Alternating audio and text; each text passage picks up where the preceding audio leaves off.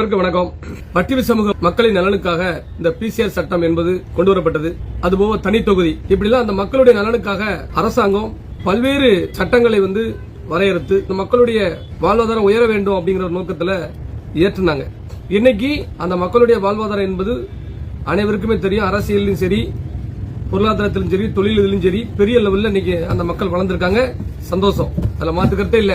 இன்னமும் இந்த பிசிஆர் சட்டத்தை ரத்து செய்வதற்கோ மத்திய அரசுகளும் மாநில அரசுகளும் எந்த ஒரு திட்டமும் கொண்டு வரல. எத்தனை ஆண்டு காலம் இந்த சட்டத்தை நீங்க பயன்படுத்த போறீங்க? இந்த சட்டம், இந்த பிசிஆர் சட்டம் என்பது பொய்யான வழக்குகளை பதிவு செய்வதற்கு தான் பயன்படுதுன்னு சொல்லி எத்தனையோ அறிக்கைகள் எவ்வளவோ ஆணையம் சுப்ரீம் கோர்ட்ல தாக்கல் பண்ணிருக்காங்க. இது பொய்யாதான் யாருமே சாதியை சொல்லி யாரையும் திட்டுறதில்ல.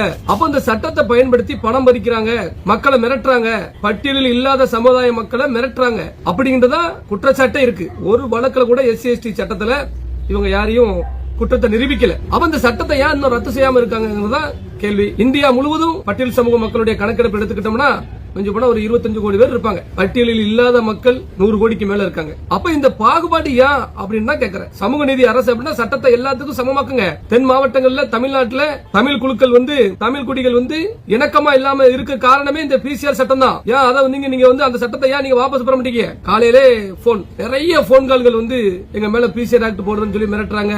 எங்க மேல பிசிஆர் ஆக்ட் போட்டாங்க. ஏன்னா காவல்துறையால ஒண்ணும் செய்ய முடியாது. சட்டம் அப்படி. பிசிஆர் போடுனா போடதான் செய்யணும். அப்ப இது அரசாங்கம் தான் தடுத்து நிறுத்தணும்.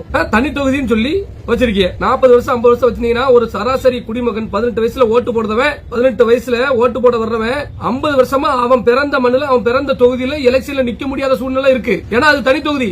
இது எவ்வளவு பெரிய ஜனநாயக படுகொலை. அப்ப அவன் பட்டியல் சமூகத்துல பிறக்கல அப்படிங்கிற ஒரு காரணத்துக்காண்டி அவன் தேர்தலிலே நிக்காம அவன் சாகணுமா? 40 வருஷம் 50 வருஷம் யாரு உங்களுக்கு இந்த சட்டத்தை ஏற்றுனா? இது மிகவும் வன்மையா கண்டிக்கத்தக்கது. அரசாங்கம் இத மக்கள் புரட்சி ஏற்படுவதற்குள்ள ஒட்டுமொத்த பட்டியலில் இல்லாத மக்கள் அனைவருமே நிறைய பாதிக்கப்பட்டு இருக்காங்க.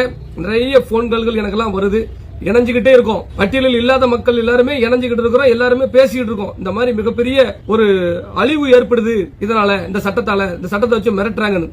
இந்த பொங்கல் தீபாவளி பொங்கல் வந்துட்டுனா நாங்களா கிடைச்சோம் கேக்குறேன். பொங்கல் வந்துட்டா நாங்களா கிடைச்சோம். எங்க எதை பார்த்தாலும் ஏறிட்டு பார்த்தா கூட பிசிஆர் போட சொல்லி காசு வாங்குறது. இதெல்லாம் உண்மையிலே ஜனநாயக நாட்டுக்கு இது நல்லது இல்ல.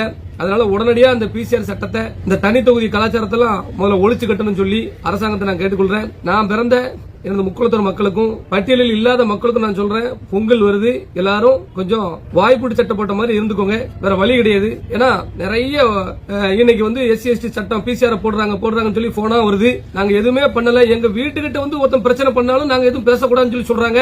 அப்படி ஒரு காலகட்டம் ஆயிட்டு. நம்ம வீட்டுல நம்மகிட்ட ஒருத்தன் பேசினோம்னா, நம்ம பெண் பிள்ளைகளை பேசினா கூட அவனை எதிர்த்து பேச முடியாத சூழ்நிலை ஆயிப்போச்சு. அப்ப இந்த சட்டத்தை கொடூரமா பயன்படுத்துறாங்க. இதை ஒரு ஆயுதமா பயன்படுத்துறாங்க, கொடூர ஆயுதமா பயன்படுத்துறாங்க. உடனடியா இந்த சட்டத்தை வாபஸ் வாங்கணும். நான் மறுபடியும் சொல்றேன், தனி தொகுதி மிக மோசமான ஒண்ணு. 30-40 வருஷமா அந்த ஒரு தொகுதியை தனி தொகுதியா மாத்திருதிய. அதுல பிறந்த பட்டியலில் இல்லாத சமூகத்தை சேர்ந்த மக்கள் யாரும் தேர்தலில் நிக்க முடியல. ஒரு இந்திய நாட்டோட பிரஜை, அவன் பிறந்து வளர்ந்து மண்ணுல அவனால தேர்தலில் நிக்க முடியலன்னா அவன் என்ன இந்திய குடிமகன்? இதெல்லாம் மனசுல வச்சு அரசாங்கம் தனி தொகுதிகளை வாபஸ் வாங்குங்க. பிசிஆர் சட்டத்தை உடனடியாக ரத்து பண்ணுங்க. இதுக்கு ஆவணம் பண்ணுங்க. கண்டிப்பான முறையில் 2026 சட்டமன்ற தேர்தலில் இது எதிரொலிக்கும். ஒட்டுமொத்த பட்டியலில் இல்லாத சமூகத்தை பூரா ஒருங்கிணைச்சுக்கிட்டு இருக்கேன். கண்டிப்பான முறையில் மிகப்பெரிய ஒரு கூட்டத்தை கூட்டி அரசாங்கத்துக்கு நாங்க வலியுறுத்துவோம் பிசிஆர் சட்டத்தை ரத்து பண்ண சொல்லி. மீண்டும் சொல்றேன், எனது சமூக மக்கள் அனைவரும் மிகவும் கவனமா இருங்க. நிறைய போன்கள் உங்ககிட்ட இருந்து வந்திருக்கு. வேற வழியே கிடையாது, வேற ஒன்னும் செய்ய முடியாது. ஏன்னா சட்டம் அப்படி இருக்கு சட்டம். அதனால பொறுமையோடு எல்லாரும் இருங்க, பொறுமையா இருங்க. ஏதாவது பேசினா செல்போன் வச்சிருக்கீங்களா? போன் பண்ண எல்லாரும் உங்க கையில போன் இருக்குல்ல?